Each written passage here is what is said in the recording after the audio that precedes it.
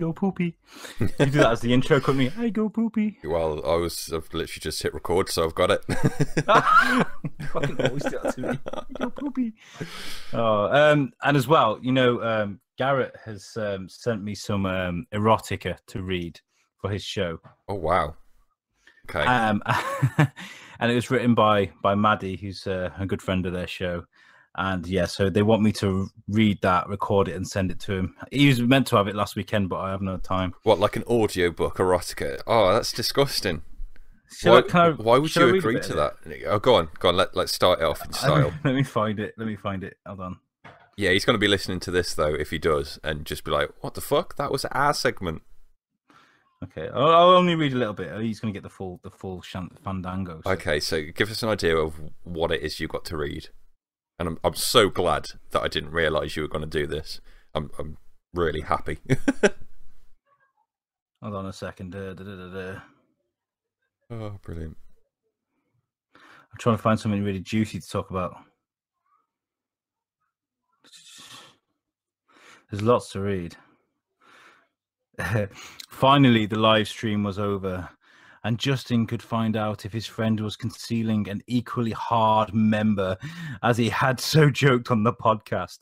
Justin and Garrett's lips met, like the moon covering the sun during an eclipse, and Garrett reached out his hands around the back of Justin's head, pulling his hair softly. Yes, Garrett moaned as he lifted off Justin's shirt. Okay, let's end it there. Let's end it there. If anyone wants to listen to that what the why? What? Yeah, that's so funny. I thought it was like, I didn't think it was going to be like dude on dude people we know action going, what the hell? Well, maybe it's something that, Justin and Garrett have been hiding from us, and this is the truth. Maybe. So yeah, I will get that to you soon, Garrett. Hopefully before he goes to Switzerland. He's off to Switzerland soon. Yeah, so anyway, guys, welcome to episode 28 of Thors-Kin podcast. We've got quite a bit to talk about today. Not so much geeky stuff, more like world, what the fuck's going on, people kind of shit. But first of all, as always, we're going to do our shout-outs to people that have helped us out. And first of all, I would like to thank Matt and Justin from the Two Broke Geeks for doing our show with us last week. It was a good show. I felt a bit wooden. I don't know what it was.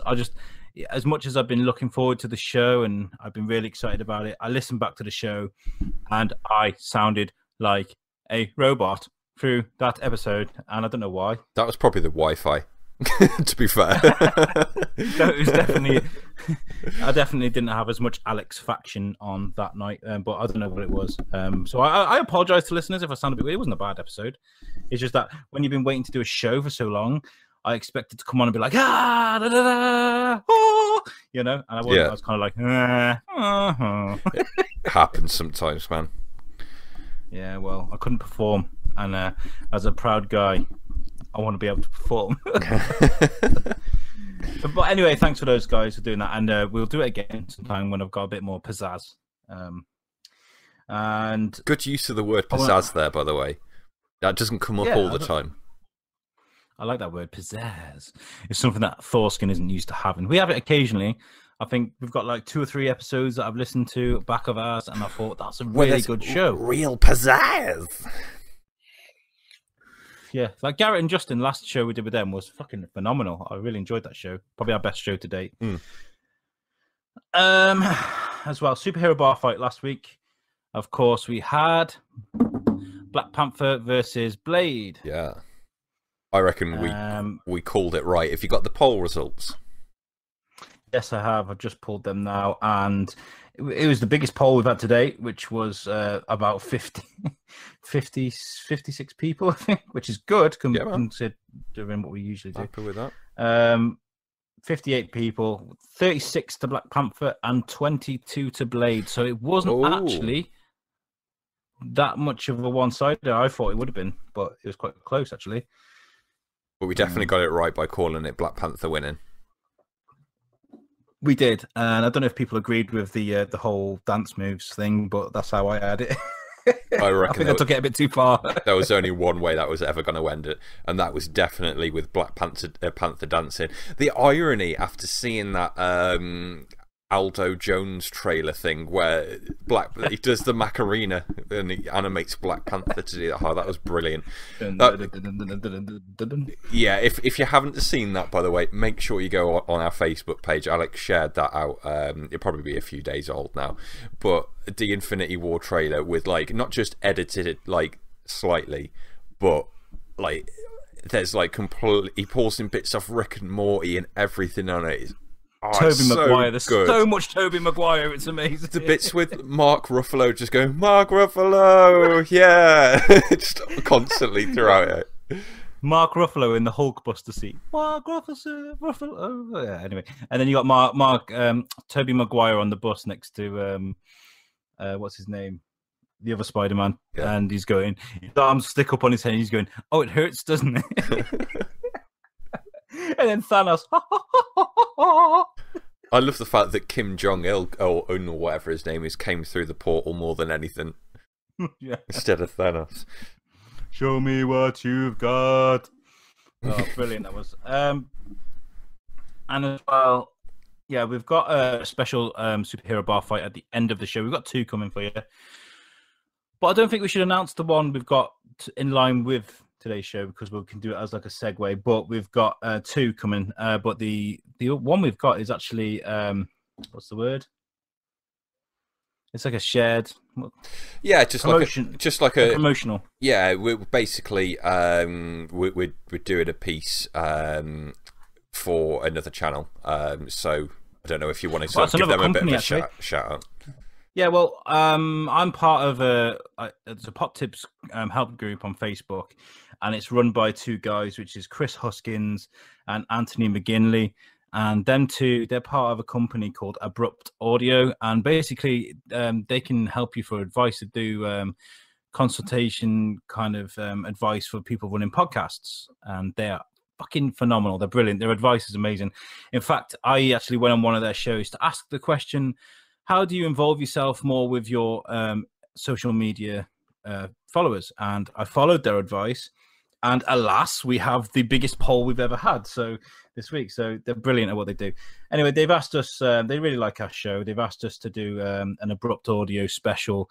We're going to do Ant-Man, because Ant McGinley versus Batman, which is Chris's favourite hero. So we're going to do Ant-Man versus Batman at the end of the show. And we're going to give that to them to kind of do whatever they want to do with it. So thanks for your advice, guys. You've been absolutely invaluable to our show. So onwards and upwards because of you guys. Thanks. Yeah, and I think unless you've got any other shout outs, I just want to do a quick shout out to a couple of shows ago. Something random really struck me. And I don't know why it kind of shocked me so much, but because generally everyone tuning in is quite geeky. You don't tune into a show called Thors-Kin unless you're not. And you put up a little post about playing board games, and it actually got a lot of attention.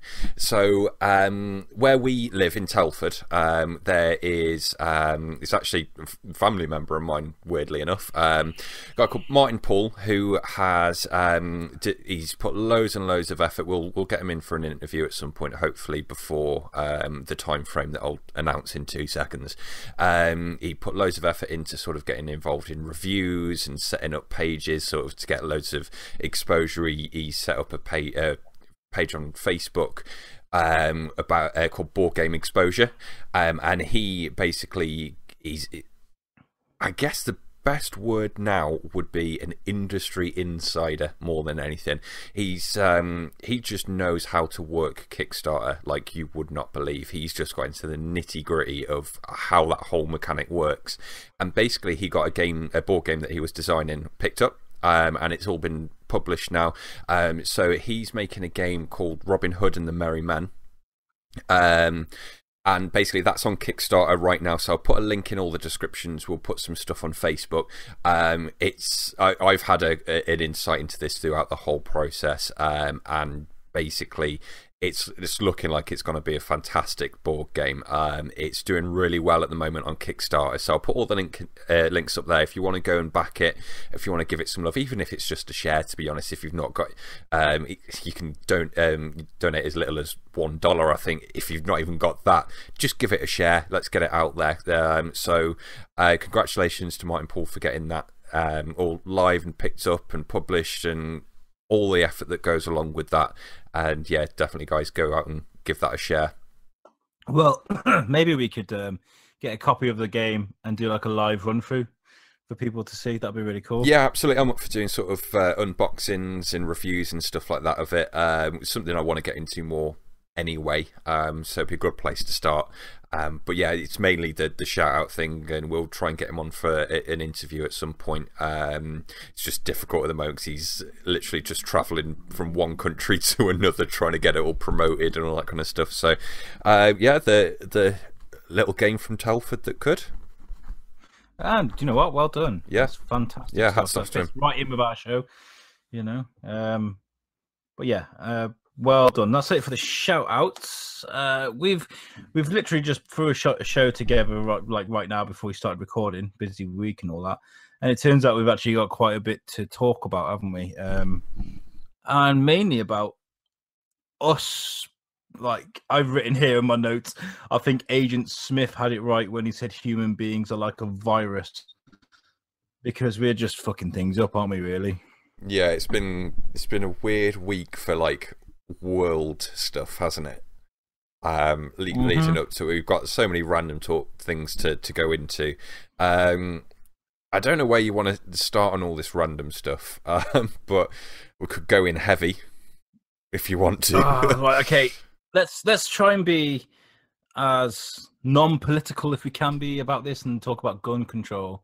I don't like doing politics, but I think we have to talk about this. Yeah, well, the way I see it, it's less about politics and less about right and wrong. The one thing that I was always told is if you want to keep friends, you never talk about your favourite sports teams or you never talk about politics. It's just the way it is, because you end up in arguments over it.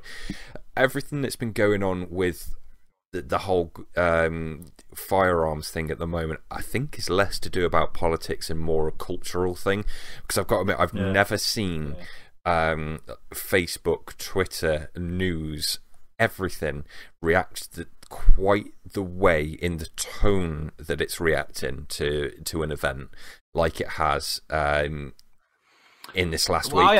I've seen it happen before, and that was in the UK, and that was about 20 years ago. Some crazy guy walked into a school in Dunblane and slaughtered around 90 children, I think it was. And was it 90 or 60? Forgive me. But he caused a lot of damage and it hurt a lot of people. And because of that, and amongst other crimes, they said, that's it, we're going to ban guns. And they did. They banned guns and they took them off everyone. No police, no people. I think farmers are allowed shotguns. And that's about it. And we don't get gun crime here now. We don't. Like, you get the odd drive-by in Birmingham or something, but, you know, it's very, very rare. Yeah, and a similar thing happened in Australia as well. Exactly the same principle of, you know what, we're just doing an all-out ban. The same thing in Japan, an all-out ban.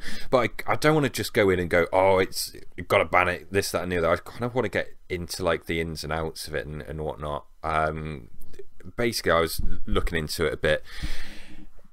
The situation they've got at the moment, the problem is that there are not just the law of how easy it is to go into a shop and purchase a gun, the lack of background checks, this, that, and the other.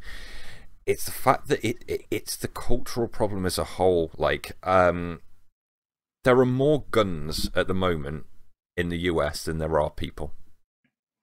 Like, that's a worrying thing. There's like something like 360 million people, and there's 320 million people, and 370 million firearms.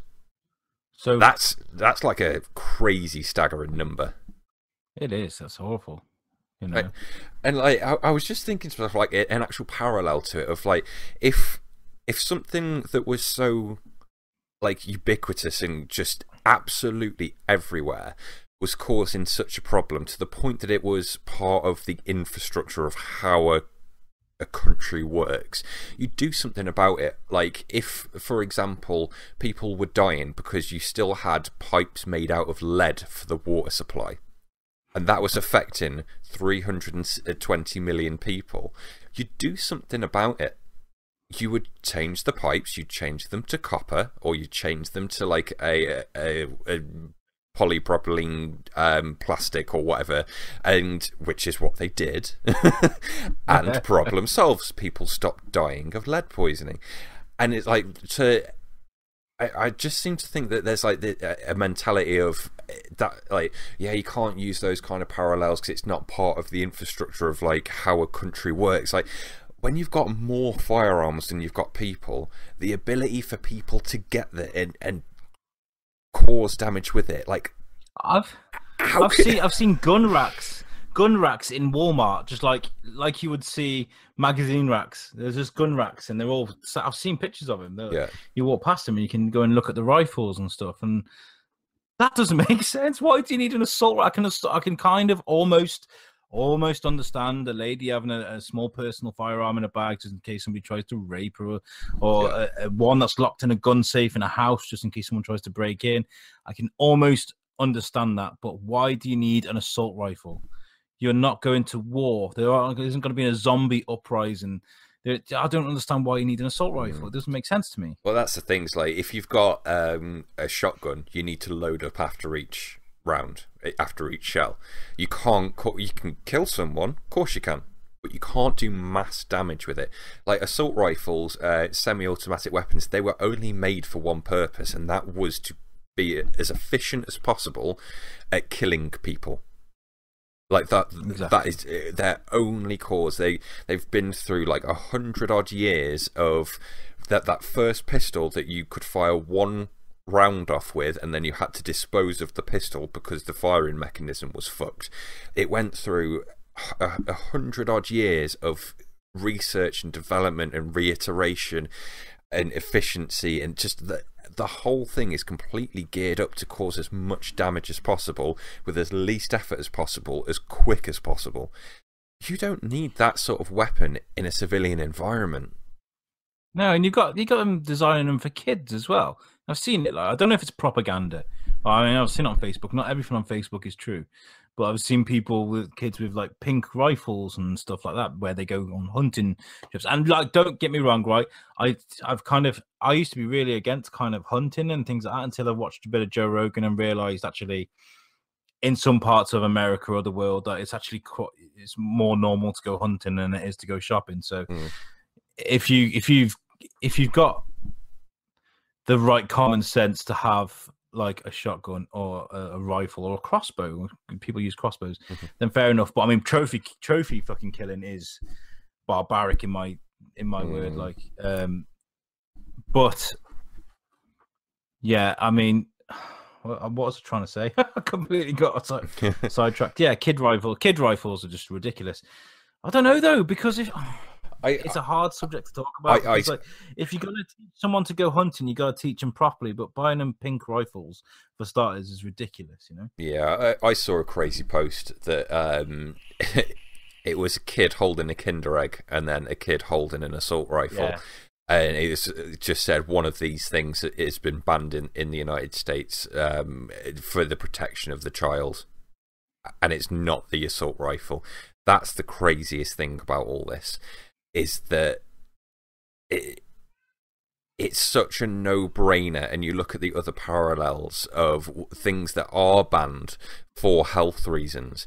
It's like there's just such a political thing in the background with the Rifle Association and all the lobbying and the people in power and this, that, and the other, that it's just such a sore subject for a politician to actually tackle and to do anything about without all of a sudden being out of power, and then the next person comes in and they're pro-guns and they're riding on the back of a horse with a fucking Republican flag behind them, going, "Oh, fucking, I'm all up for fucking 10-year-olds having AR-15s and vote Bring for me." on the Taliban. Exactly, it's just my door. It's ridiculous. Yeah. one of the like the sub what's the word, the narratives going underneath all of this is have you seen all the shit sort of going out about at the moment about blaming video games and violent movies?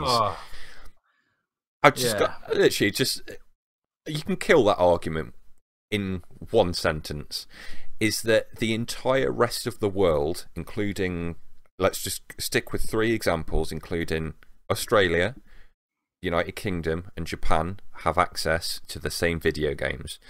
One of those countries does have a higher PEGI rating, like that certificate rating with Australia. Things get banned there a lot easier than in other countries, but generally they have the same video games with all the same settings. They don't have the same level of gun crime, despite their access to the same video games and violent content, as the United States. The only difference is they don't have the guns. Yeah. I just don't get how they can even think about drawing that parallel. It just, I think you can also you can blame anything, can't you? You could blame like these Christian, these really hardcore Christian people that are taught to hate gays and hate abortion and hate this and hate that, up to the point where they're boiling with rage and want to do something about it. I mean, what are you going to do about it? You're going to go and fucking do something stupid, aren't you?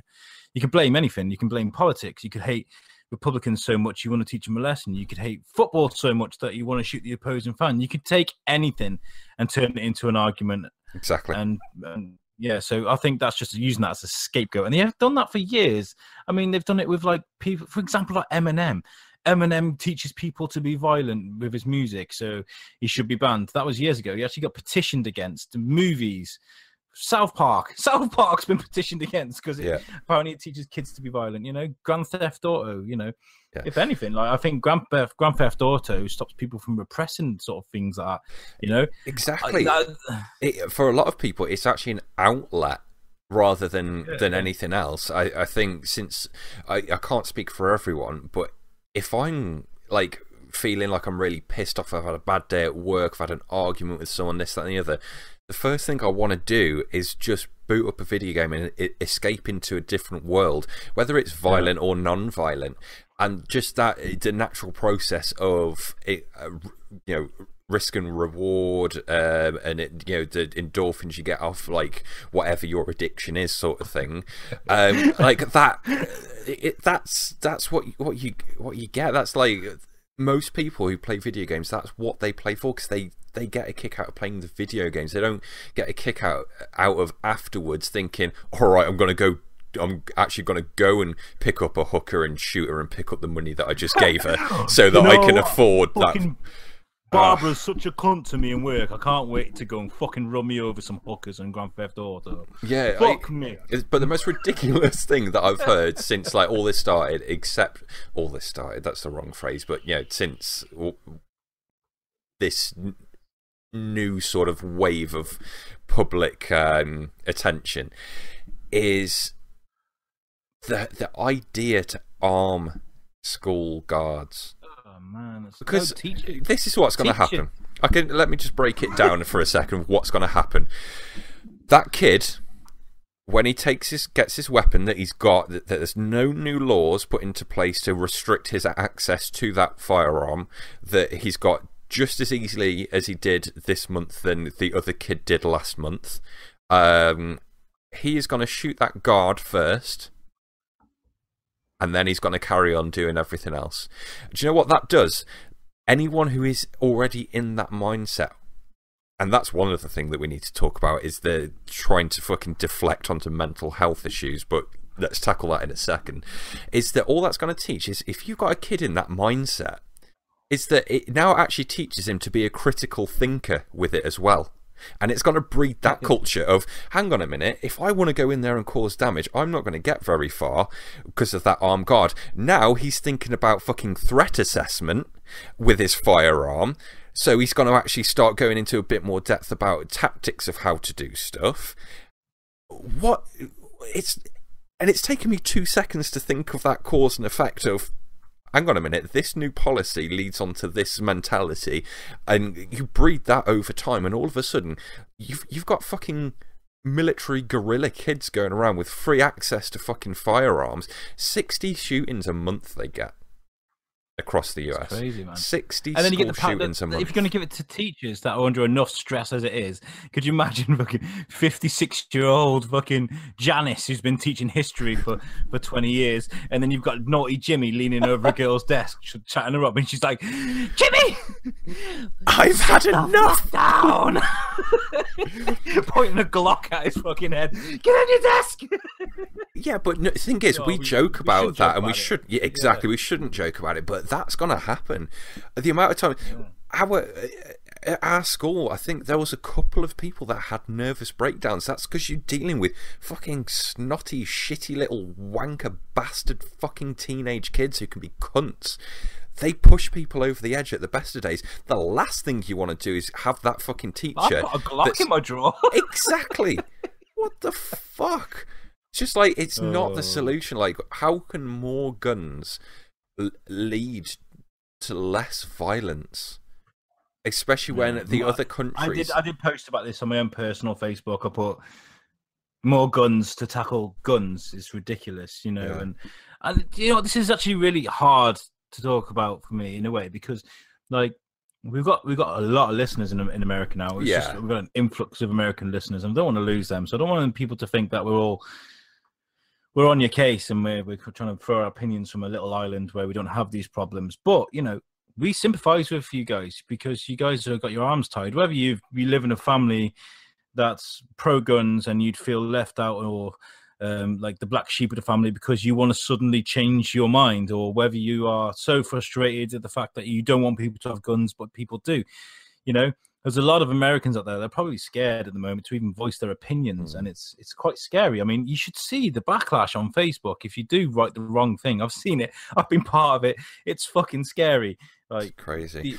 It's really bad. The thing is, like, I think last year or the year before this happened, and there was a big, you know, backlash with it all, and the narrative that was taken was, okay, you remove guns, the people that do have guns now you've got no way of defending against the guns, and they don't seem to get the idea of, it's not a case that's going to fix things immediately. It's the fact that you've taken them off the market, you've put a chokehold on the new influx. If you can then round those weapons up over time, in 5 years, in 10 years, in 20 years, that 60 per month goes down to 1 per year, maybe.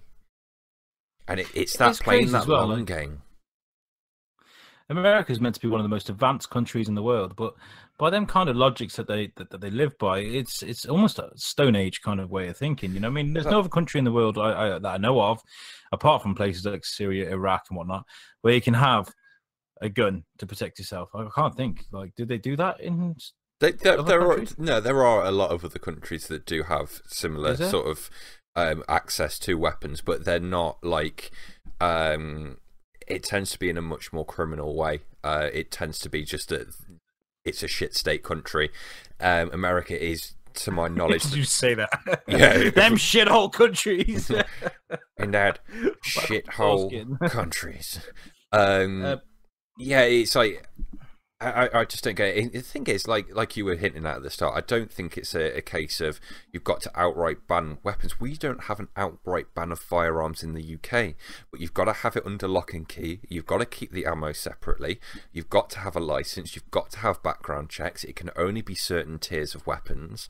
And the people that do want them for those reasons are perfectly happy to go through the relevant steps, because that's a normal thing, that's a civilized thing to do. I just hope that America as a whole can kick up enough shit about this to actually get some changes in place, because it's that figure, 60 shootings per month, that's just school shootings. That doesn't necessarily mean it has to be double-digit deaths. I'm sure that is a gun went off, someone shot at someone, and I'm sure a portion of those will be those sort of like incidents rather than disasters. But still, that's still 60 per month across the US. That's a horrendous figure, and that doesn't reflect, I don't think personally, in every single experience that I've ever had with anyone from the United States, whether it's talking on social media, talking in person, watching, it's the mentality and the actual kindness that surrounds their culture isn't reflected in their gun policy. It's such a weird parallel of, like, take Garrett and Justin, Matt and Justin, from, you know, people that we've had on our show. We've had Xbot on there before, just people that you talk to on Facebook and Twitter, people that you see videos of, you know, like other podcasts you listen to, for example, tend to be some of the nicest people that you could ever meet, and it just doesn't match. I just hope they kick up enough fuss to change that for their own sakes. I think that's like the one missing piece that they've got. That if they can remove that, the amount of other problems that they have in the United States that would fall in place because of it. It's just that it's that one bad apple that I think could have stopped poisoning everything else. Does that make sense? Yeah, and I also have a solution, and I do think that my solution could solve this problem. I can't wait for this. Is it going to be serious or is it going to be bullshit? No, it's genuinely serious, okay. And I think it could bring it across world peace. So get my my Nobel Peace Prize ready, and I think we should replace rifles with Nerf guns, and we should have, instead of people getting shot up in schools, we just have a Nerf fight and fight it out, bam, bam, bam, bam, and, like, you know, Kim Jong-un, instead of sending a nuke up, just send up a missile that separates into a billion Nerfs that just land on people's heads. You know, I just think Nerf is the way forward. Okay. Go people. Okay. Go, power to the people. Power to the Nerf. I've said this before about nurseries. I do think that Nerf guns are underrated in how they can solve an argument. Were you waving at me then? Tell me, shut the fuck up, fat boy. Yeah, I'm like, to anyone that's been involved in this shooting as well, we do want to offer, of course, our commiserations and our support. And anyone actually has been involved in anything similar, you know, we'd like, genuinely, I'd love to hear off you. You know, I don't want to get into an argument with people, because that's not what we're here to do. But we'd like to hear different sides to the story. So, you know, if we ever bring this up again, I can archive some conversations that we have and we can bring it back up. And yeah, well, I'd love to have someone on to talk. I'd love to have someone on the show that hunts, you know, goes out hunting. I'd love to do that, because it's a really interesting story. And it actually, like, listening to, like, some podcasts with hunters on there changed my mind about hunting, because I was always like, just go to fucking Walmart like everyone else, you know. But actually, there are some points put across that, you know, hunting is a necessity in some places in America or in the world, you know. So, yeah, that'd be interesting to talk about. So moving on from that, there's been a quite a nasty little thing happening. It's about 1,200 kilometers off the coast of South Africa. A container fell off a ship containing billions and billions of tiny plastic pellets. Yeah, you know, kind of shit you get in the salt bag thing. It's not, they're like BBs, tiny little BBs. Yeah.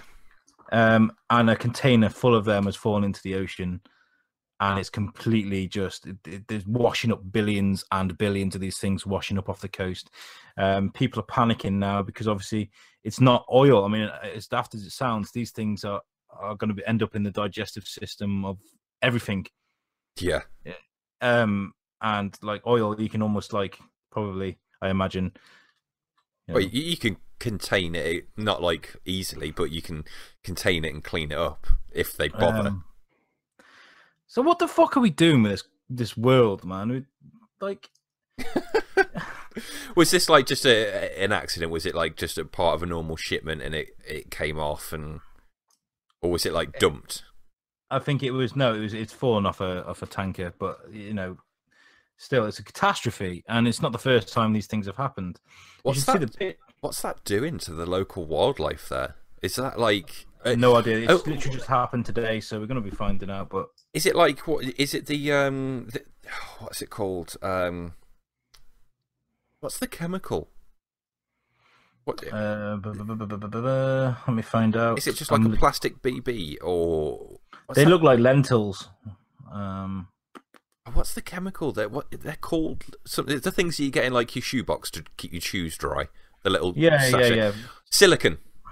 That's the one. Why is it silicon? Microplastic. Yes, lentil-sized microplastic.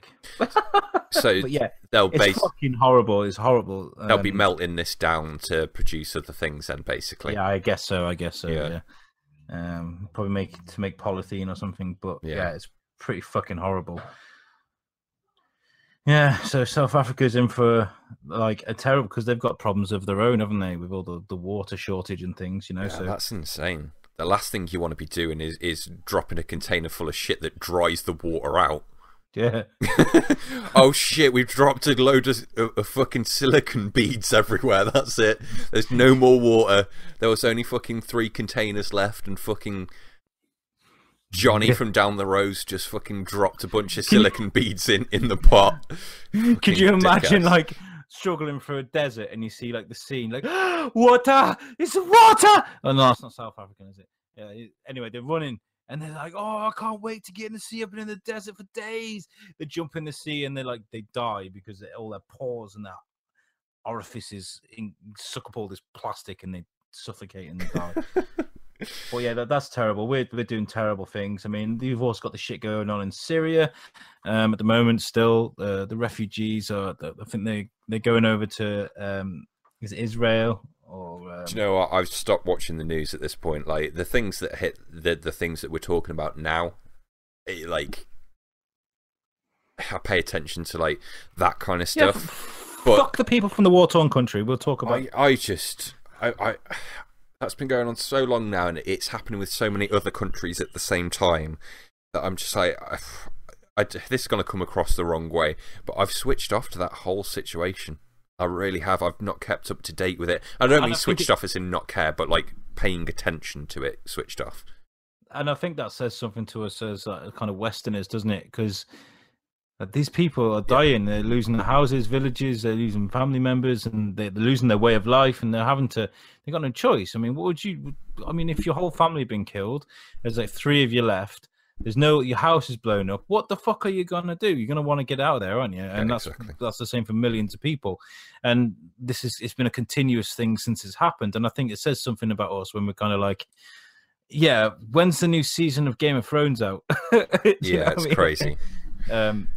And you know, I think we should be doing more, maybe mainly more to like Syria. I think to make that place a bit more stable. I mean, I know it's hard because of Russia having their influences. I don't know all the ins and outs of that, but I just think it's really sad.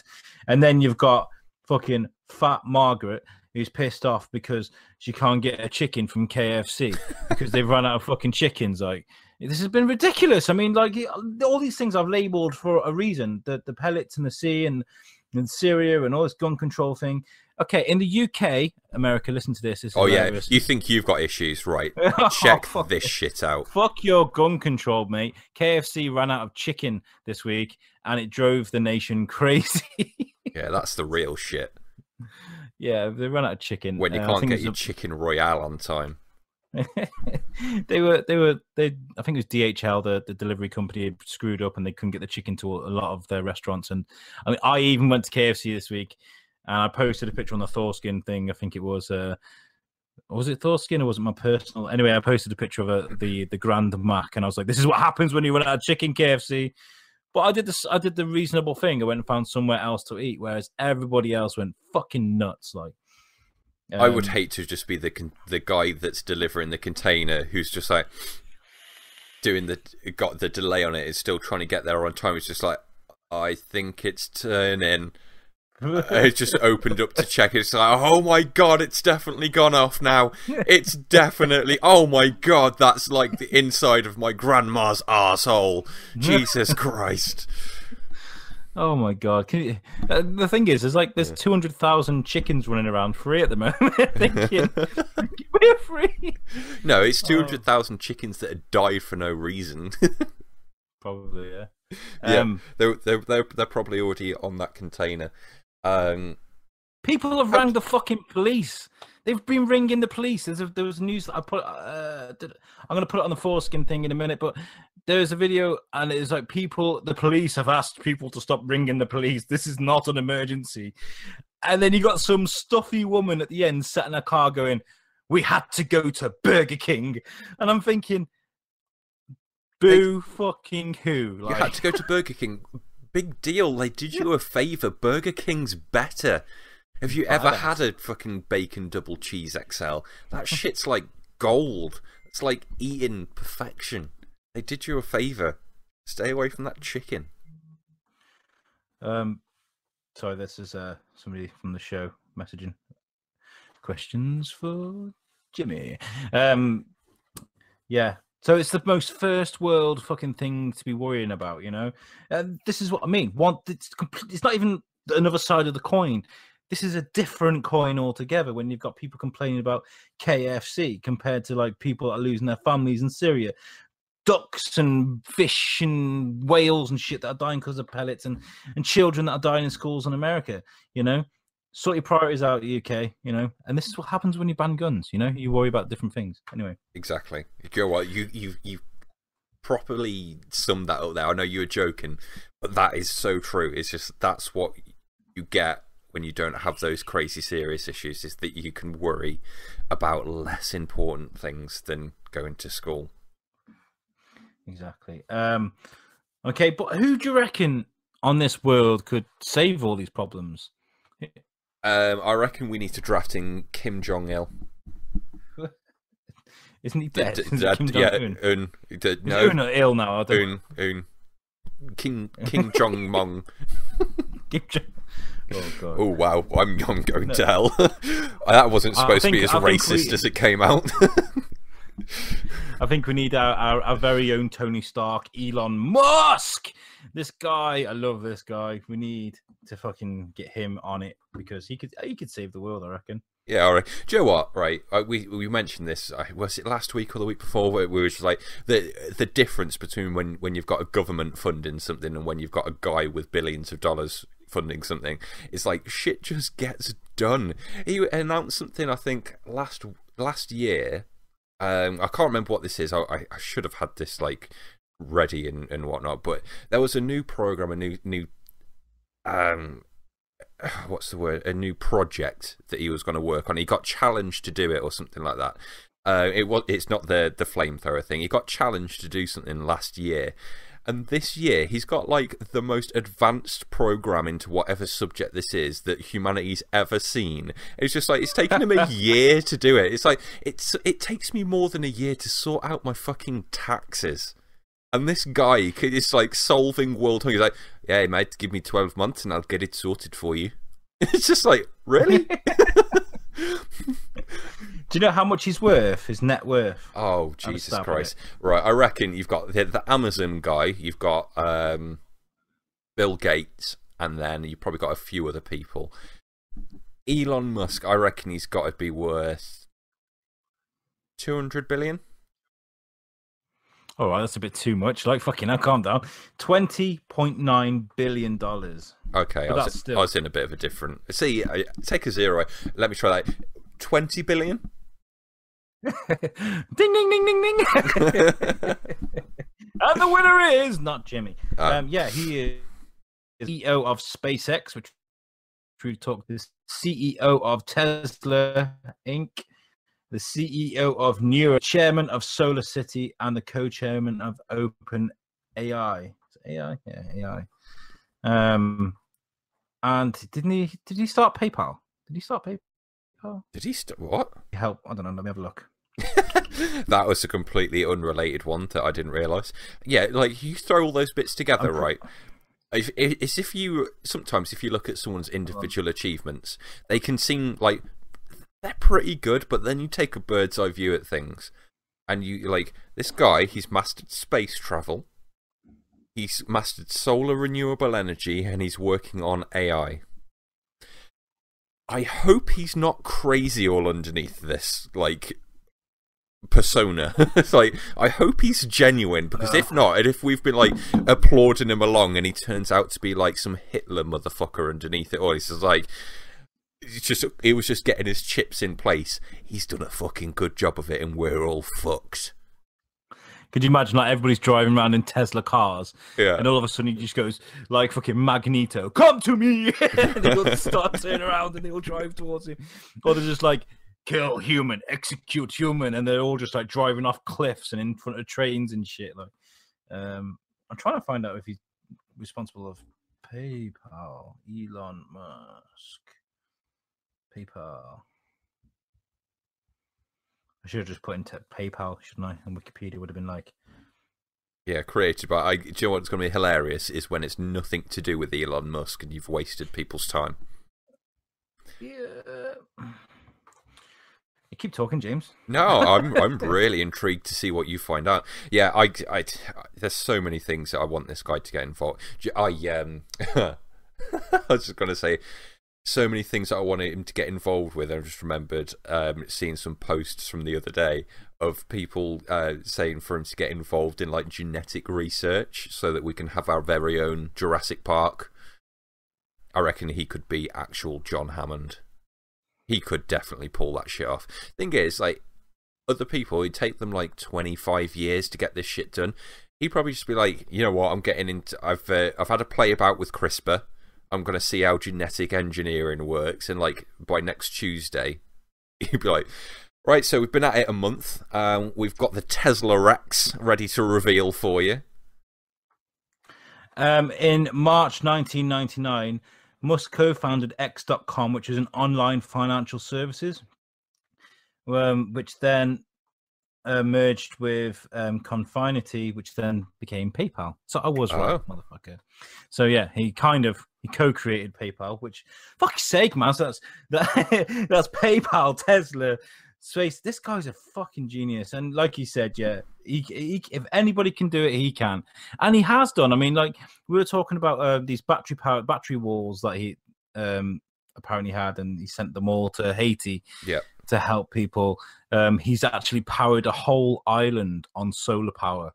You know, he's showing the world that, you know, there are other ways to do things. Yeah. And as well, I'm pretty sure he could do something with the oceans, you know, talking about these plastic pellets, because there are people that are developing these like vacuums that you can stick in the water and it sucks up all the rubbish and stuff, you know. The one thing that I want him to get involved in, this isn't like I want to do some like ridiculously stupid suggestions, like for just shits and giggles. What I want him to get involved with is cleaning up space, basically. And I don't mean like put a fucking Space Lord mask on him. It's just like, I'm Star Lord. Why did I say Space Lord? Space Lord. Yeah, I'm Space Lord. Hi, I'm Space Lord. I'm Star Lord's camp, bro. But yeah, just like I want him to go up into right, like I said, I don't know how much you sort of know about it, but like some sort of program in space that there's so much debris at the moment going around space, and they can track it all. They know where every little particle is going to be at any one given point, and set up some sort of program to catch all that, so that like we're not engulfed in like this net of debris that's around the world.Maybe we could I don't know, send Kim Kardashian up their arse first, and then when she farts, the gravity of it all. No, I'm just thinking when she farts, you blow each projectile out into space. You know, I thought that'd be quite cool idea. I'm pretty sure he's involved with stuff like this already, because I think it was on a Joe Rogan show. I think it was DeGrasse Tyson was talking about it, or someone was anyway. Yeah, and he was saying that these projectiles that are in orbit, I think they travel across the 15,000 miles an hour or something stupid like that. I think somebody's already tried. Oh, so it's not like holding a net up there and just like holding your hand out. I think somebody's tried and failed catastrophically. Yeah, it would definitely be a difficult one, but I think we could do it. The thing is, what you could do is you could quite easily like put some sort of magnet up there or something like that near to them, and you could track them or make them collide or something like that, throw them back off orbit. Or you could put a super magnet on the moon and attract them to the moon. What, like you're the villain from fucking Despicable Me? Yeah. Magneto, come to me. I was bringing this again. Come to me. But yeah, Um, what other random shit would you like this guy to get involved in? Because he's just doing absolutely everything, and he's achieving so much stuff so quickly that you could just throw any project at him. You know, within like a year, he'd have something for you. I think it'd be good if he could sell superpowers. Sell superpowers. Yeah, create. So you go in and you spend 15 grand and you get invisibility, or you spend 25 grand and you get invisibility with added flight, or oh, you mean a serious answer? Sorry, okay. I'd like him to do something with the water supplies of the earth, because it's not just South Africa. I mean, there's problems with Brazil. The Amazon is genuinely drying up. I think the estuary of the Amazon now is like a fraction of what it used to be. Yeah. Because of it's not necessarily to do with global warming. It's to do with food, and it's because farms are diverting water away from the rivers to grow things like watermelons and tropical fruits and things that we don't grow anywhere else, and then they send them to the supermarket. So the more of that supply you need, the more water you need. So you divert the water off with whatever pipes you need, and then you corrugate, for fuck's sake, you irrigate your farms and things to grow whatever you need, and that's genuinely a lot of what's happening. And this is why we're getting skinnier cows and the meat quality's dying, and so it's because there's not enough water. So what do? You know, I'm pretty sure he could come up with some sort of solution. It's sort of very, very sciencey. Oh, do you know what? Actually, I did put something on Pod Tips about. I'd love to get somebody who does physics to talk about sort of shit with us. And I got a reply of some guy, so I'm gonna get in touch with him because I'd love to talk about stuff like this. Yeah, Elon Musk, sort the water out and help people out there that aren't going to be worried about KFC and actually, like, I don't know whether you heard this as well. Was his plans are to put satellites into space that can basically provide free internet. Yes, I heard high-speed internet globally. Just like that is the kind of shit that changes the world. That exactly, probably for the negative, because to free be honest, for everyone. Exactly. If you've got no water and you're about to die in fucking South Africa because some idiot spilt silicon gel crystals into your last bucket of water, you might as well have fucking 200 meg download speed to watch some fucking Jenna Jameson get gang fucked in your last dying moment. Congrats, Elon Musk. You made that person's life mean something in the end. Now, like stuff like that. It's like that can change everything, like overnight. If that went live and he put that all into space, free internet for everyone, that would change so fucking much about the world, the way that it all works. I've seen this before, though, and it was, Kingsman. I knew you were going to bring that up. I was waiting for you, and if you didn't, I was just going to be like, do you know what this is like?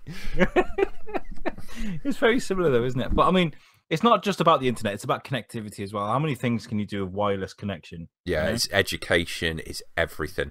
It's everything. Like, I swear to God, if you could change the infrastructure, for example, in Africa, and I get that there's a lot more things going on there, but if you could fundamentally change the infrastructure, starting off with complete access to education, and bear in mind, the internet brings as much bad education as it does good, but that's an entire continent that isn't relying on some books once a year from fucking children in need donations. Yeah. That's millions and millions of people that all of a sudden the minds are there now that they've got access to something that they can actually build on that from. And I just wouldn't want some like big ass all the companies in the world to think, everyone's got free internet, let's double the prices of our laptops and PCs and stuff, because that's what would happen.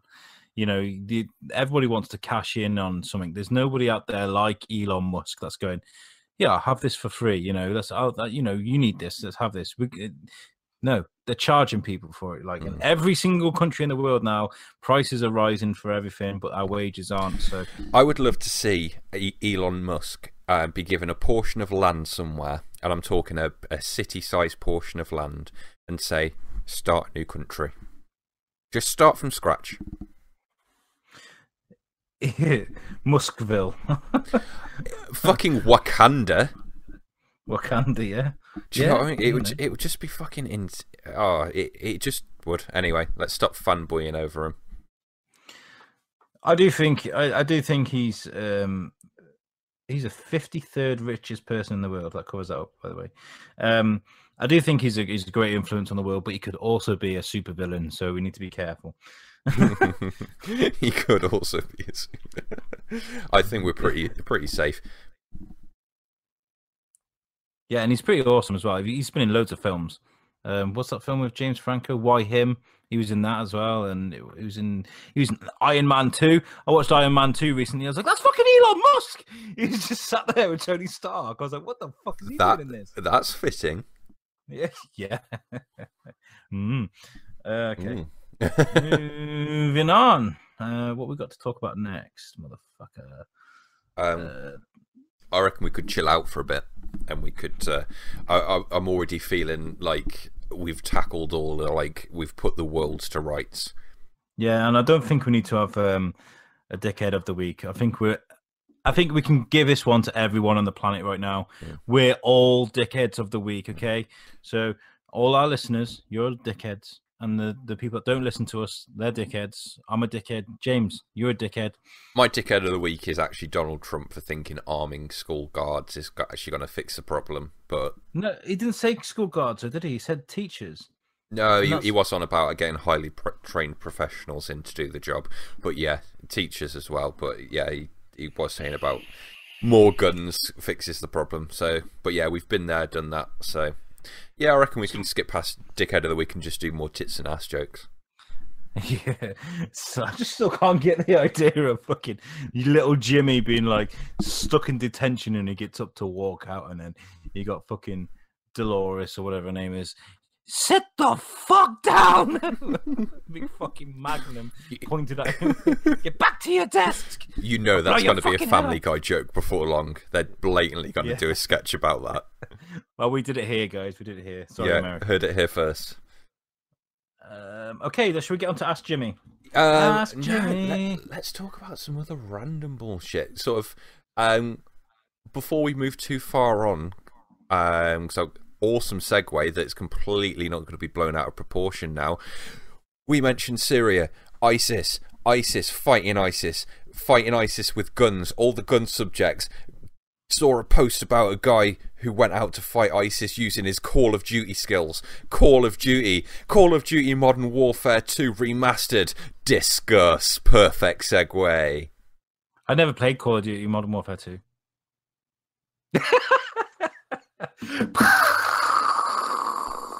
Segue ruined. I didn't. I played that. I joined. I jumped on the COD bandwagon when I was at. It was at Black Ops. I played Modern Warfare 1. You missed the best Call of Duty. I know. I get so much shit about it all the time, and that's why I'm excited about the remake. Like, anyone who says Black Ops is the best, you've got the right to say that. Anyone who wants to say Modern Warfare 1 was the best, you've got a right to say it. You're both fucking wrong still. Modern Warfare 2 was the bomb. It's so many hours into that game. It had the best weapons, it had the best characters, it had the best story, the best moments when you're getting thrown into a ditch and set on fire by some cunt called Shepard with a cigar, and you see your... Oh, man, it's so good. And the online, the maps were perfect in that game. No, Black Ops also had some fantastic maps, but Modern Warfare was on par, if not just that. Modern Warfare 2 was that on par or just a bit better in terms of map layout. The progression in it was none of this bullshit of where you've got to do all these different orders and all that kind of stuff. I kind of like the orders in World War 2, but like it was just earn an amount of kill with some guns, unlock a weapon. use that weapon to unlock the shit for it. If you want a prestige, you can do that 10 times, but you're going to keep all your shit. It's just like... Not anymore. Yeah, it's just like, yeah, anymore. I hope you can put Destiny hours into Call of Duty, and I hope you're not playing any other game before we release another one next year. Like, Modern Warfare 2 times, that was still all achievable. That with amazing graphics. Oh, dude, I can't wait. You have to get on it. If you've not experienced it before as well, it is literally like... Because I know you like Black Ops. It's that, but the next era along, obviously, now era with modern weapons. Black Ops for me is like... Me and you have sat and drank and played Black Ops recently, and it just... You saw what it was doing to me. I was like... The hairs are up on the back of my neck with the dirt and dirt and dirt and all that music. It was just so nostalgic and beautiful because that was my first COD experience. I mean, I played Modern Warfare 1, not online though. I'd only played the story mode. I had no friends back then. I'd just moved to Telford, and it was okay. But then I picked up COD Black Ops, played it online for the first time. I was shit at it. I still am, but I have so much fun on there. Like, so that'll always be my baby. And if they remake that, I'll be really happy. I just think that I have seen Modern Warfare 2. I've seen gameplay and stuff. And I think with Black Ops, the weapons sounded more clunkier and more realistic. The gun sounded better. They were more realistic weapons. The maps were fantastic.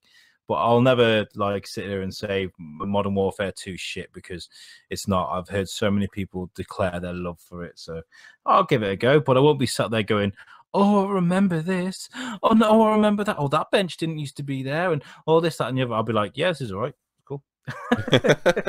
Yeah, it is. It is, in my opinion, by far the best Call of Duty. But that's nostalgia. I haven't gone back and played it in a long time. So we'll see when it comes out. I'm trying to find a picture for you. A question. Okay, fire one at me. So we're doing Ask Jimmy. I think we need to come up with a better name than just the self-explanatory. Well, okay. So our resident Thors geek. Do you know what? I've promoted him to our resident kind of question getter. So he's going to be going to get our questions for us. Oh, lucky you! And that's a job description. That's our Gray. He doesn't like our Graham because he says it's too long.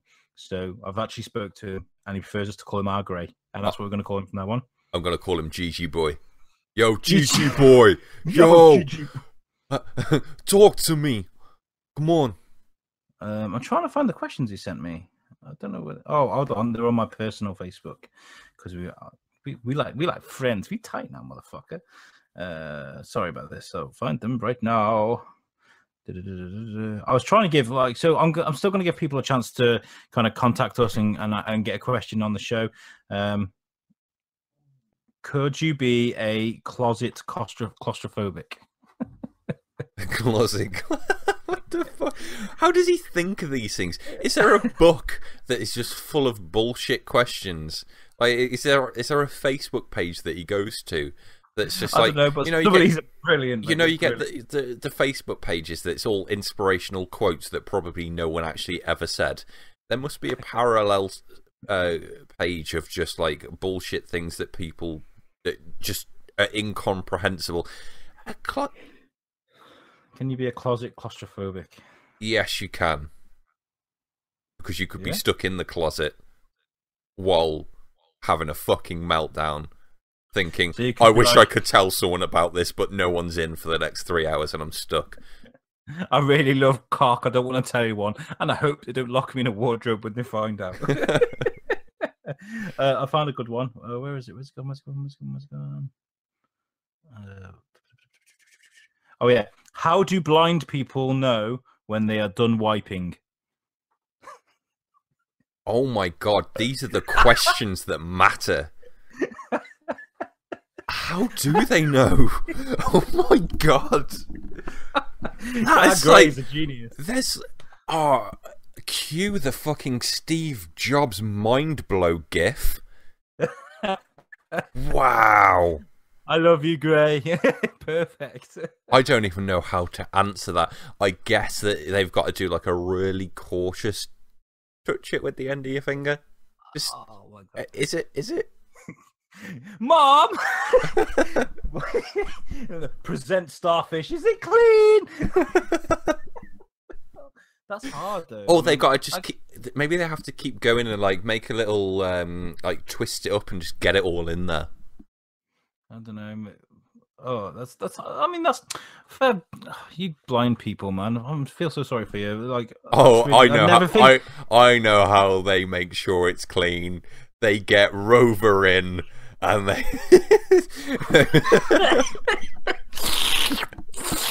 No. Good boy, Rover. How do you make a successful podcast? Well, what we do is we take the piss out of the blind. No, that is. Can I have a blind dog, please? But it ain't for walking. Can you imagine that episode of Daredevil? Daredevil, Kingpin's on the loose. Hold on. I'm not done wiping. Oh God, these are the things. Do you know what? God bless blind people. These aren't the things you think about, are they? And it's not obviously not easy. Oh, I'm pretty sure every blind person, that first shit that they've taken after losing their sight's just been like, oh, bollocks. And then one more very quick one. If Mars had earthquakes, would they be called Marsquakes or earthquakes? Oh, Jesus Christ. Oh, the more important question is, how would you measure it on the Richter scale? Would you say it's had 8 out of 10 Mars bars? Mars bars. I get it. That's perfect. Oh, God. I think it would still be called an earthquake because I think with us being so like proud of our planet, we called dirt Earth, didn't we? Yeah. And you can still have Earth on. Yeah. Like, how rich is the Earth on Mars? Yeah. That kind of makes sense. Or we could just call them dirt quakes. Dirt quakes is it? Or dirt quake. That's like the name of a like B-level villain. No, that sounds like a porn guy that likes to just tear women's assholes. They call me the dirt quake. That's it for Ask Jimmy. And if you haven't messaged into the show, why not? Do it next week, please. Because we will make an example of you and we'll give you some love online. We will make an example of you. That's not a good way of convincing people to socialise with us. We will make an example. What are you going to do? Fucking behead them in public? We'll make you know that we love you. You know, we love you, Gray. Well done. And to Shane as well. He's posted in before. I'm just checking all our social media just to make sure nobody has actually messaged in. I don't want to miss anyone. We are going to give people a chance to get in with these. So we'll keep doing it, and eventually we will get to do this. But yeah, I think we're going to move on to our 4-star segment at the end of the show. But first of all, do you want to explain our idea for next week's superhero bar fight? Okay, so first of all, we've got Batman versus Ant-Man coming up that will also be on the other channel.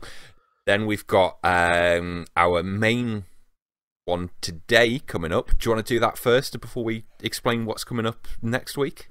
No, I think we should explain next week's tournament first, okay. And then go into... Okay, so what we're going to have for next week, we're going to do another month's tournament. So we've got 4 episodes of March. Anything that we're going to do special events on, we'll do 2 episodes. You know, we love to pump these out for you. But we're going to have an episode a week of a tournament. And we're going to have a really high-grade character versus a really low-grade character. No. It's a team-up tournament. Oh, it's a team-up. Okay. So you're going to have a very strong character alongside a very weak character, and they're going to team up and they're going to take on another team of people. Yeah. So Alex comes on the show this morning and says, right, I want to do an alpha and beta team up tournament. I said, no. Missed opportunity. This tournament shall be known as the Master Beta Tournament. So that's what we're going to have running through March. We're going to have the Master Beta Superhero Bar Fight Tournament running. It's going to be 4 fights long. We might do like a double fight each one. I don't know. We'll figure out the actual rosters and shit like that at a later point. That's far too organised to expect us to have that ready. I think we should keep the hashtag going for as long as possible. The Master Beta Tournament. Yeah, it will be obviously BETA, because that would just be crude otherwise, and we're not crude. We'd call a thing that. We're punsicle. So, yeah, we're going to be launching that next week. But yeah, coming up now. With all of the Elon Musk talk, we thought it was only fitting to do Elon Musk versus Tony Stark, not Iron Man. We're doing suits and bow ties versus one another. Lots of gadgets, lots of, well, we'll find out in a few moments, so stay tuned. But yeah, thanks for joining us again. Al, thanks for thanks, guys. coming back on again. It's as the special guest of the week. Always special with you, Jimmy. I love you guys. Thanks for tuning in. Stay tuned for Superhero Bar Fight. But for now, peace out. See you in a bit. Bye-bye. Welcome to another week of Superhero Bar Fight. We're putting two intelligent giants against each other this week. Suits and bow ties. Lots of money. The people that I want to be. They could throw like bundles of dollar bills at each other, literally, and never run out. Who would you rather be, Elon Musk or Tony Stark? I think probably Tony Stark. I mean, we're comparing Elon Musk to being the real life Tony Stark, so I guess that means something, doesn't it? Tony Stark's fun, isn't he? You know. I reckon Elon Musk could be fun to have a beer with, just like going for a night out, and just all of a sudden, like. You know how normal people end up like in like a dive bar afterwards? Like he'd just be shooting rockets up into the sky, just like, let's go around and play with some toys, eh? I've got a rocket in my back garden, eh? Right. But so it very much seems that we're just like making do with Elon Musk, because he's an amazing person, but he's no Tony Stark, is he? But you know.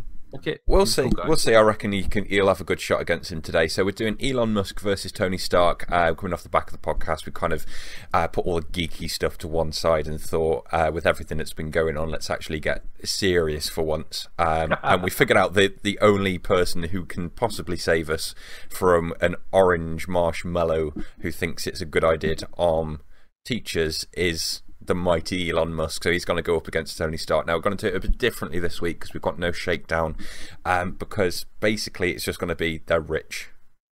That's it. They're rich. They've got access to stuff.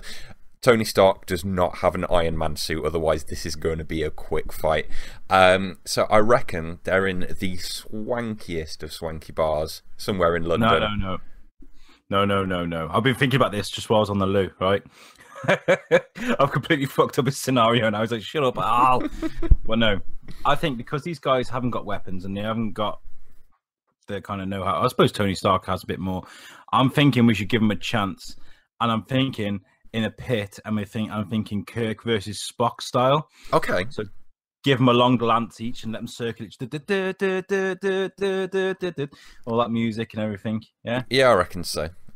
Yeah, wicked. That's the setting. Yeah, definitely. But which one of them's in like a rubber suit and like moving really mechanically? What? If it's we're doing Star Trek, so there's got to be someone in a rubber suit, just like mincing about, just like, I am a creature. That's good. It's got to be happy, isn't it? in a wetsuit that's too small for him. He's like, I can't move. I think Iron Man is going to have a little montage at the start. You know, in Iron Man 3 when he loses his suit, he goes to the shop and basically gets loads of like just hardware store kind of stuff, and he builds like a little repulsor glove thing and little grenades out of baubles. I reckon there's going to be a little Rocky montage of him doing that. And then I reckon there's going to be a Rocky montage of Elon Musk building up loads of money with his makeshift PayPal business that he sets up in 30 seconds. Yeah. I reckon Elon Musk, the only way that he's going to have a chance of winning at the start is he's going to have his little Rocky montage of him setting up a business. We all know that he does things like he gets challenged one day to do something, and then the following day he's got like a full plan of how to like solve the world's problems. He's going to set this thing up in like 30 seconds flat. He's going to take over Amazon, and he's going to get an Amazon drone to fly in some weapons for him. Yeah, okay. But do you think that, like, because the Iron Man suit kind of teaches Tony Stark, he does all the movements for him for the martial arts and things like this, the fighting styles, he learns all that. But you do not think, like, muscle memory, he kind of remembers some of that. Yeah, but it doesn't muscle memory. He's just going to walk up to Elon Musk, hold his hand down, and go, and nothing's going to happen. Like, no, he's just going to put his arms out to the side and push his chest down. He's like, beam, go, and nothing happens. Well, you're talking about Elon Musk's kind of reaction time being quick, but I mean, we've seen from the movies that Tony Stark's pretty fucking, he's quick. Like, I mean, when and what's his name takes his when Jeff Bridges takes that thing out of his chest and walks out with it, he remembers he's got a spare one, doesn't he? So he's like, oh, he tries to grab it, and then the little robot thing pulls it down. So he remembered that straight away. He's quite quick, at deciding decisions. Oh my god, I'm on form today. This is going to be a really funny fight, because I reckon they're both going to be like really kind of prissy about it. Not the face. Yeah, Tony Stark's going to be like combing his beard and just doing his hair and making sure he looks good, straightening up his bow tie. Yeah. Elon Musk is just going to be like signing off CVs to all the applicants at SpaceX still. He's just like, I've got too much paperwork to be bothering around with this guy. Or he'd pay someone off in the crowd to have a rifle aimed on Tony Stark just in case he starts to lose, I reckon it's going to be a pretty one-sided fight to begin with. I reckon Iron Man's going to be doing all of his making gloves out of bits of wire he finds on the ground and like little makeshift repulsor technology. But by the time he's done all that, I reckon Elon Musk is going to call in like a Tesla Uber that you can't hear turn up and just run Iron Man over.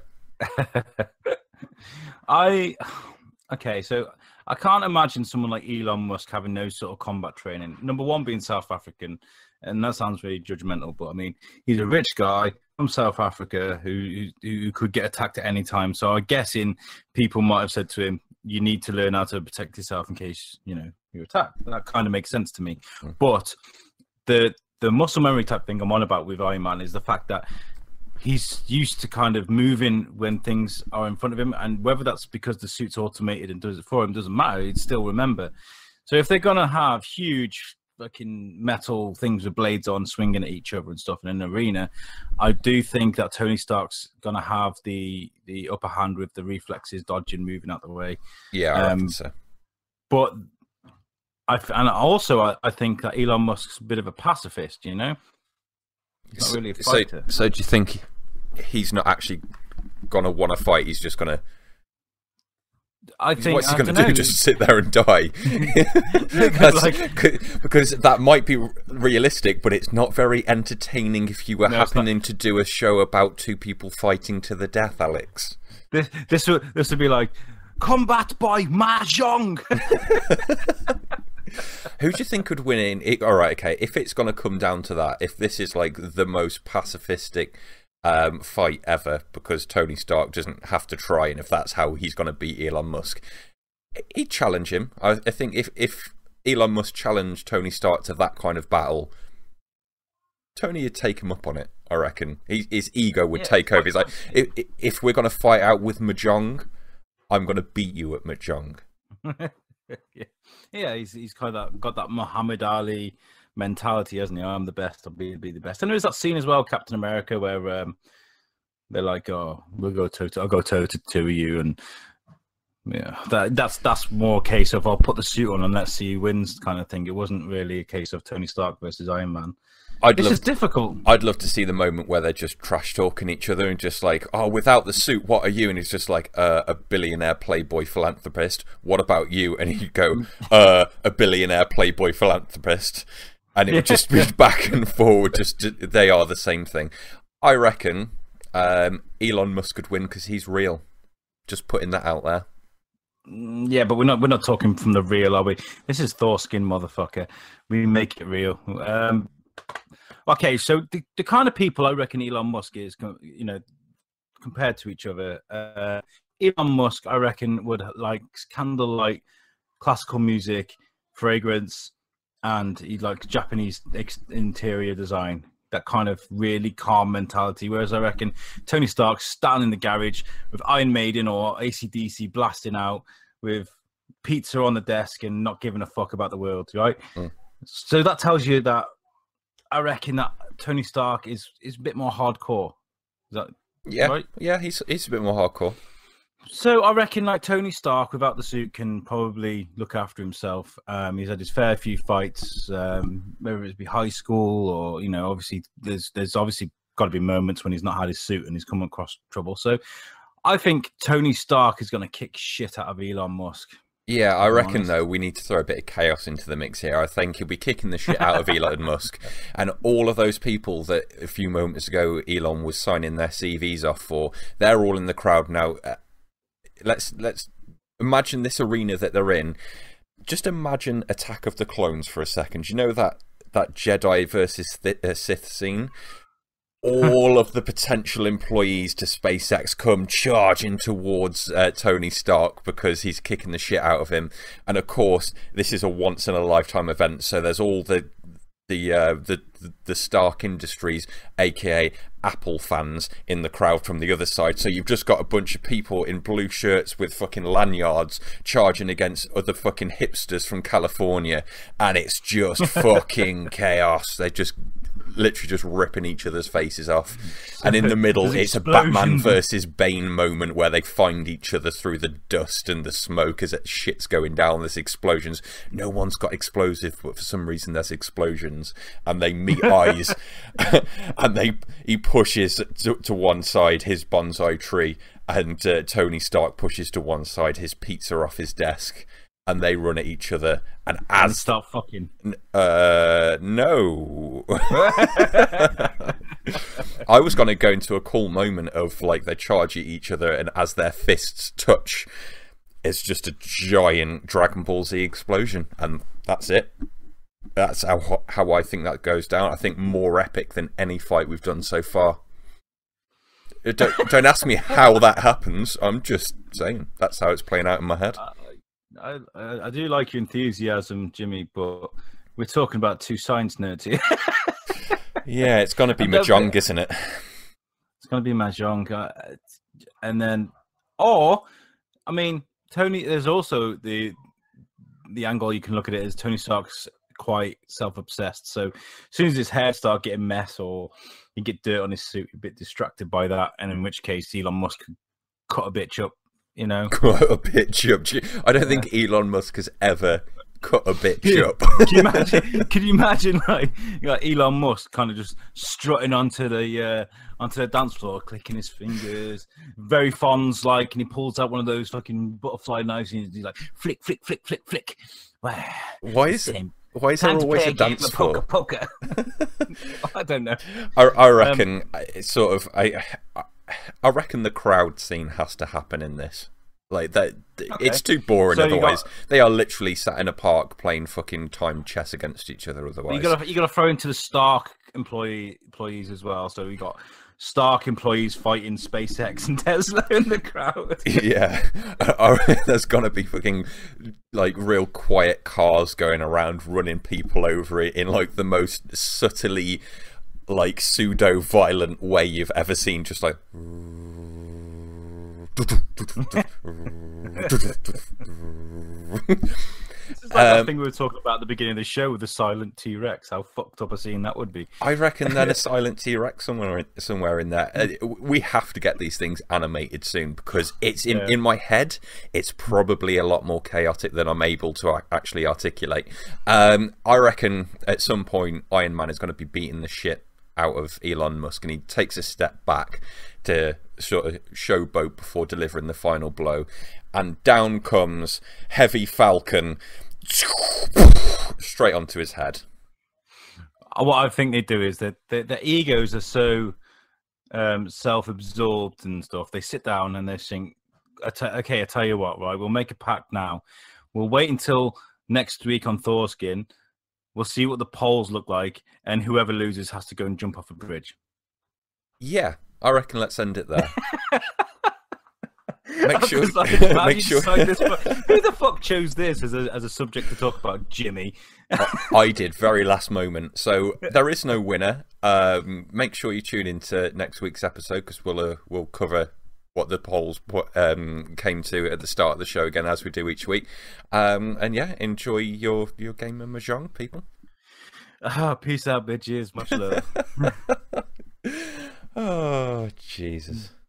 Hey guys, and welcome to this edition of Superhero Bar Fight. This is a special edition of our show, and we're going to bring it to you and pay sort of homage to friends of our show and brilliant people as well at Abrupt Audio, with, of course, Chris Huskins and Ant McGinley at the helm. And I was speaking to them, and they wanted us to do this so they could kind of do like a cross-brand episode of this, so they can help us out with a few listeners, and of course, we can talk about their favorite heroes.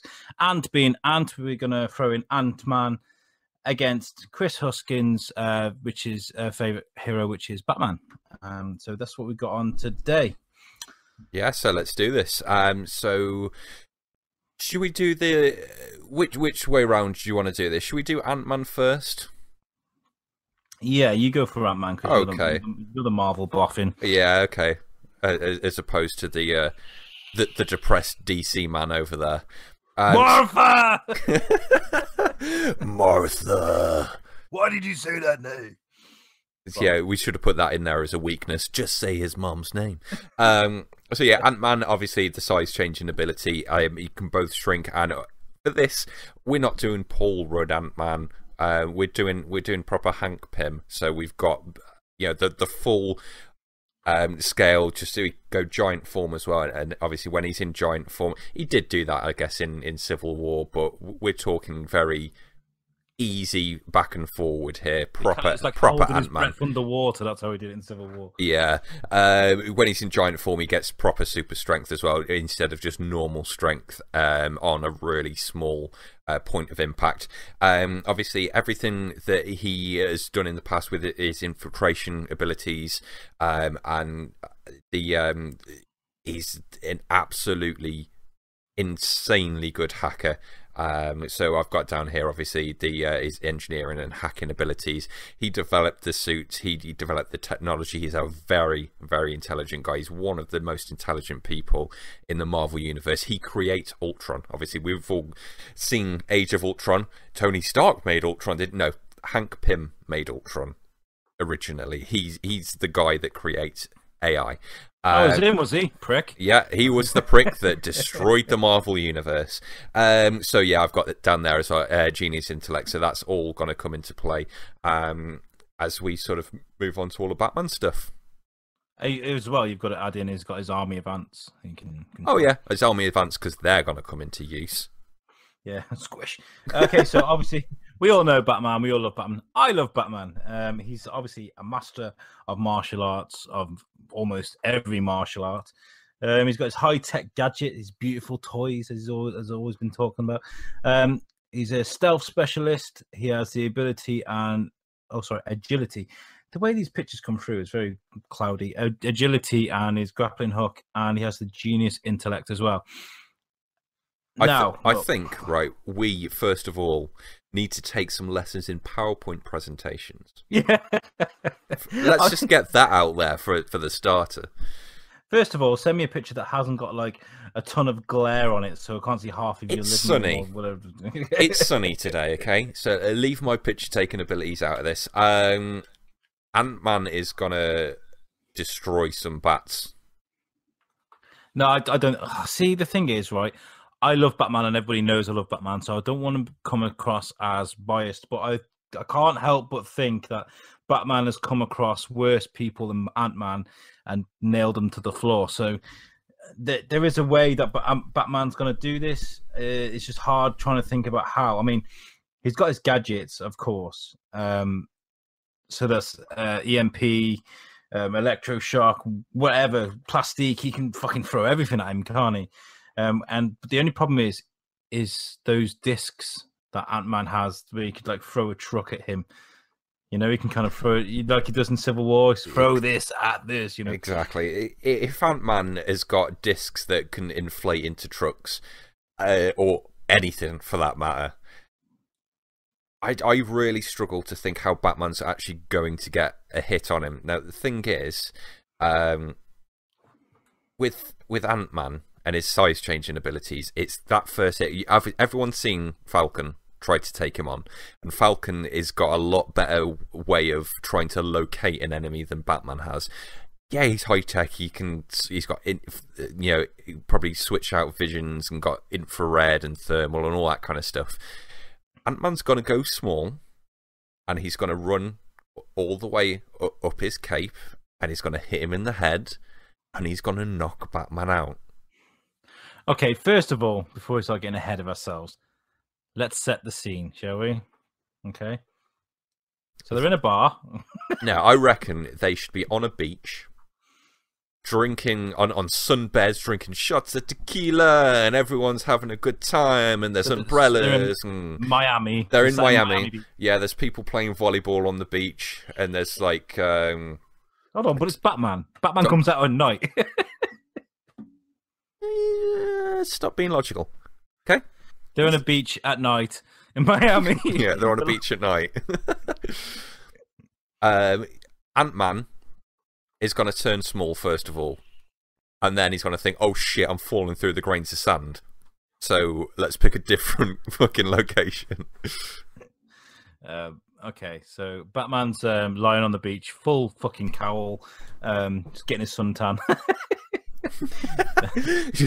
You just think he gets a suntan like that? Do you think he takes off his cowl and he's just like, oh, Bruce, you left your cowl on again? He's just like, God damn it. That's how they'd know who he was, because he'd have this brown patch with face. We just solved Batman. Anyway, no, I think he's stood there skulking on top of a lighthouse. Okay, he's scoping the beach. Okay, yeah. And then all of a sudden he sees this giant figure walking down the beach towards him, because Hank Pym is pissed.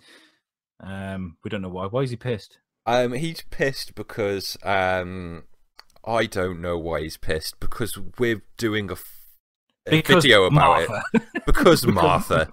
Yeah. Why Ant-Man would be pissed off about Martha, I have no idea. Because that played too big a part in that movie, and he thought it should have been a smaller part. And he's like, if I'd have wrote that part, I'd have used my shrinking technology and reduced that scene to fucking 0. Okay, and then Batman throws down a smoke pellet. He swings around on his grappling hook to behind the giant Batman, shoots him with a tranq dart. He falls asleep, he goes away, and he drowns him in the ocean. You see, when you said giant figure, I thought you were on about giant Hank Pym walking down the beach. That's what I meant. Yeah, so Ant-Man's walking down the beach towards Batman whilst he's on this lighthouse, and he's like, okay. So he throws down a smoke pellet. He's gone. He swings around to behind Giant Man or Ant-Man. He hits him with a tranq dart. Hank Pym falls asleep, passed out. Batman scoops him up, takes him on a boat out into the ocean, and drops him in the sea with rocks tied to his ankles. And no one can ever see Ant-Man ever again. Well, I'm glad we made use of all their abilities. Oh, I don't know. What do you reckon? So I'm liking the idea, but I reckon halfway through that grapple, a giant hand coming across Batman, slapping him upside of his fucking half-tanned face, first of all, straight back into the lighthouse where he came from.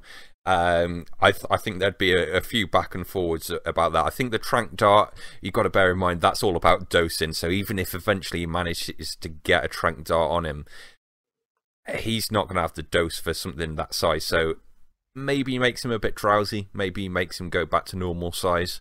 Yeah, that's a good idea. Yeah, so that the tranq darts kind of scuppered his growability. Yeah. So I reckon then they'd have obviously Batman is a tech genius, right? He's got all of his gadgets. Yeah. I know Lucius makes them, but he knows how to make them as well, let's face it. He's clever enough to do that own stuff. It's like, if Lucius hands in his resignation, he's not going to be like, oh no, I've got no one to make my stuff for me. He's just going to go make it himself. I reckon there could be a, you get these people that go to parks and they do like that quick chess thing where they're like, make a move and then hit the timer. I reckon there's going to be a little moment like that where Batman is trying to use a gadget and then Hank Pym is doing anti-gadget stuff. And then Batman's doing anti-gadget stuff. And it will just be this really drawn-out process of them wiping each other's gadgets out. Throwing a batarang and then Ant-Man throwing a shrinking disc at it, and it just bounces off him. Yeah, you've seen that bit in remember Worms, and if you didn't press anything, you'd get the movie sequences coming up, and the one worm pulled out a baseball bat, and then the other would pull out a pistol, and then one would pull out an Uzi, and then the other one pull out a machine gun, and then it was a grenade, and then it was a missile, and then it was the holy grenade. It'd be like that. It'd be batarang, then it'd be shrinking disc, and then it would be plastique, and then it would be giant orb size changey thing, whatever Ant-Man has, and it would just be that. What it will come down to, though, I think minds wise, that their actual intelligence would be clashing against each other, their tech experience would be clashing against each other. Batman's agility isn't really going to do much when you either can't hurt someone or can't see someone. Batman needs to get him at normal size, not small or big, to win. I've been thinking about like Ant-Man shrinking down to ant size and coming at Batman. Now, if I was a normal person, never mind Batman, that would be my opportunity to throw a smoke pellet with some sort of something that would slow Ant-Man down, something that would make him hallucinate. You know, I don't know, something that make him tired or woozy or something. Bam! There's a cloud. He moves. He changes position. And he gets out the way, because you can't look through and try and stamp on him. Obviously, that's stupid. But you need to change position. So if he's jumping at Batman and he suddenly finds himself in a huge cloud of smoke, he can't see where he's gone. He's going to have to come back to normal size, isn't he? So not necessarily. Do you know what I think is going to happen here? I think there's going to be a batarang get thrown at normal size Hank. He's going to throw one of the shrinking discs at him, send that shrinking disc small, go down to small size himself, launch himself at him, and then throw the shrinking disc back up to giant size, and there'd be this huge container-sized batarang just go bang right in Batman's face. It's almost like a Joker scene. Just imagine it. This is hard. This is really hard. They're both trained in martial arts. Hank Pym was a special agent, you know. The way I see this is, if I was Ant-Man, like, first of all, if I was Batman, I'd be thinking, I can't beat him giant, I can't see him small, and I can't really keep him at normal size. If I was Ant-Man, I'd be like, if I'm tiny, I just need to, like, run up to his shoe and stamp on it. And also, as well, you got to think about these toys that Batman's got. He could get the Batwing on an auto remote, and he can have that flying around as well. So if he's giant, he could literally do the scene out of Civil War, tie his legs up, make him fall to the floor. So he could take him down as a giant, but I don't think he could defeat him. So if we were to say that there'd be an 80-80 Star Wars scene with with the thing going around his legs, and say that it was like that old movie, do you think we'd be stealing a joke? But it's also very true. You can't deviate from it. I'm not going to use the same thing. It's the same dialogue, but it's the same scenario, isn't it? You know? I reckon so. Yeah. So if he goes small, smoke pellets, move out the way, because you're not going to be able to see him coming. But I also think Batman is that quick and that clever that he would know to do that. I don't think he would even try and take him on as a small ant. Mm-hmm.